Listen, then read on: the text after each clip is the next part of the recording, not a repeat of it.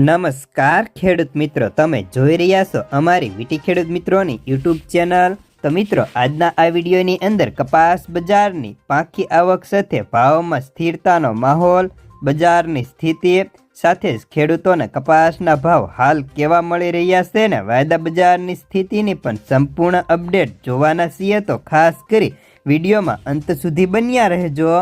તો મિત્રો, સૌપ્રથમ તો આપણે કપાસના વાયદા બજારની વાત કરીએ તો આજે તમામ વાયદાની અંદર સ્થિરતા સાથે સારો માહોલ હતો, જેમાં MCX જાન્યુઆરી વાયદામાં હાલ અત્યારે કરંટ પ્રાઇસ 54,200 રૂપિયા હતા, જે સવારે 54,450માં ખુલ્યા બાદ 250 રૂપિયા ઢીલા પડ્યા હતા।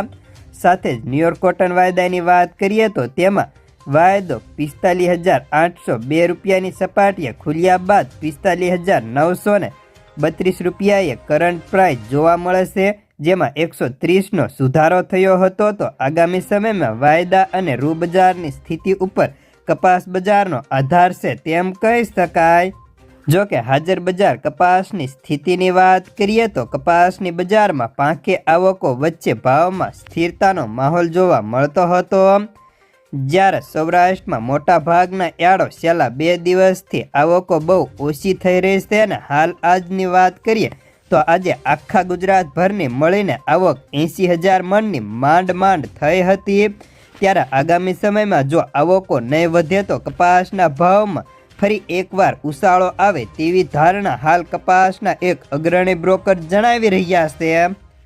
જ્યારે હવે કપાસના ભાવની વાત કરીએ તો કપાસના ભાવ પણ આજે તેની ક્વોલિટી મુજબ અનેક સેન્ટરોની અંદર 5 થી 10 રૂપિયા સુધર્યા હતા।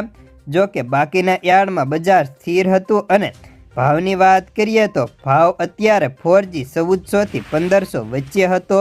A+ ને B ગ્રેડમાં 1400 થી લઈને 1450 રૂપિયા બોલાતા, ત્યારે B ગ્રેડ પ્લસ અને બાકીનો C ગ્રેડનો કપાસ 1200 થી 1300ની વચ્ચે અથડાયા કરતો અને 1-2 એન્ટ્રી 1530 સુધીની પણ જોવા મળી હતી।